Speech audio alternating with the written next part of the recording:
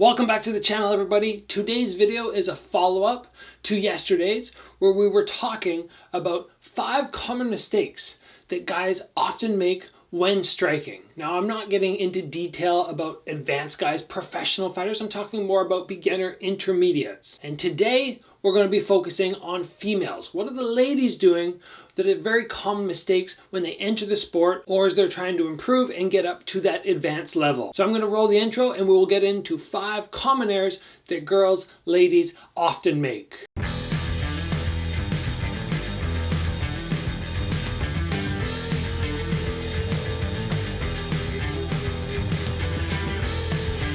Because I've been teaching since I was super young, I think I was 14 years old when I started my instruction career, we'll call it. And because I was so young, and now I'm just closing in on 37, I've had decades of teaching people, and I noticed big common errors in the different genders. So men, yesterday we talked about the big errors which I often notice. Females, I find, are much easier to teach the basics to. So if I'm trying to teach somebody how to lift a leg up and get that technique down, boom, they can just do it. But that's not to say there aren't errors that arise and there aren't things that we can improve on, because there 100% are. And it's simply because girls have different strengths than guys. Girls, I can show them a technique, boom, they get it. But what I often notice is the errors start coming in different areas. So let's start with point number 1, and I want to talk about when we start getting punching underway. Now keep in mind, very often, a lot of errors that happen are when we try to pick up the pace or we're sparring. And one of the things that happens with girls, because they don't have the same natural raw power when they're throwing punches that guys do, they can get a lot of force. So girls will try to make up for that by flaring out the elbow. And anybody who's been in this sport for a long time will know what I'm talking about. As the punches start going, the elbows start flaring up. Now, the problem with that, even though there are benefits, the benefit being I can get more power, but the problem is it becomes very easy to expose or land shots to the rib cage, especially if there's a kickboxing Muay Thai fight, that body opens up to those round kicks. But even worse is the fact that as you do this, it's a clear sign that a punch is coming. You're not going to do anything else with your elbow flared up. It's not like a kick's going to come or a punch off this side is going to come or even an uppercut might come. Its elbow lifts and the straight punch 100% is coming. So if you can remember to draw those elbows in and rotate from the lower body first, once the shoulder starts to go out, then I let my arm follow and the elbow stays nice and tight the whole time. Now this is not to say that guys never make this mistake. They definitely do, but it's much more common in females, and it's something when I'm teaching my kids class and I have girls who are trying to hit the pads really hard, I have to constantly remind them, especially when we're throwing straight punches, not to let those elbows flare out. Next up, I want to talk about what the chin does. When guys get into fight sports, I find it's very easy for them to get used to keeping that jaw down, and especially when we're in sparring, keeping everything tucked in and taking shots off the forehead. But for the females, I find just as they start flaring the elbows and they start throwing really hard shots, the jaw will raise up, and we want to keep that jaw tucked in, because then you don't have to worry about taking shots in the chin or the nose. We want those shots bouncing off the forehead. It's not great, it's not the best thing ever, but it's definitely preferable to taking shots on the lower portion of the face.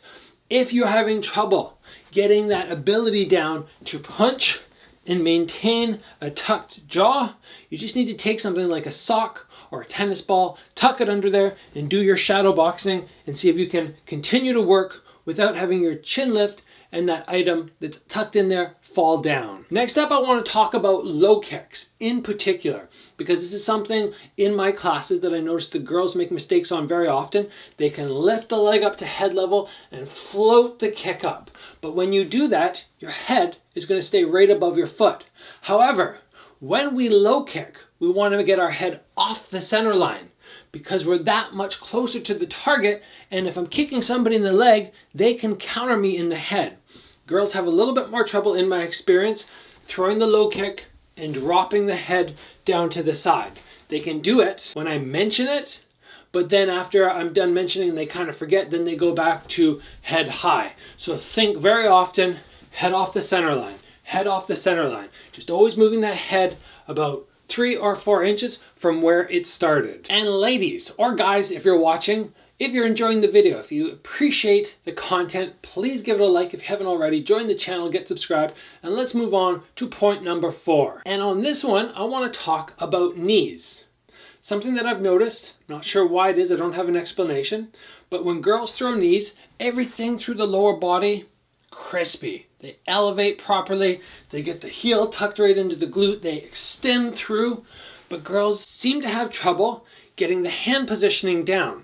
We don't want to just leave our hands here, and this is the mistake which commonly happens. The hands stay here, and the knee comes out. And that's my position. And that's what I don't want to see, because if somebody throws a punch as I get to here, I have no way of blocking it. Our options are either reach out, match the arm that's going to coordinate with the leg you're throwing, you grab the head and your knee, or the opposite hand to the knee I'm throwing pulls across my face, as opposed to just keeping my hands here and throwing like that. Something that I've worked on with many girls, trying to get them to adjust. It just takes repetition, but for some reason, females find it very comfortable to just leave their hands here. I understand why. It's a nice position. You don't have to worry about doing anything extra, and you feel like you're protecting yourself, but unfortunately, you're really not. When you're on one foot and you're kneeing, we either need elbow across the face or the other arm reaching out to grab the neck. And the final tip I want to talk about is with hooks and uppercuts. Now, yesterday we were talking about with guys, they overuse their shoulders. They flex and try and really power in, and they fatigue because of that. But girls don't generally make the fatigue mistake. But what I've noticed is very often girls are so reliant and so aware of the fact that they don't want to overuse strength that they end up throwing their punches fairly rigid through the arms. Like the arms almost aren't doing enough.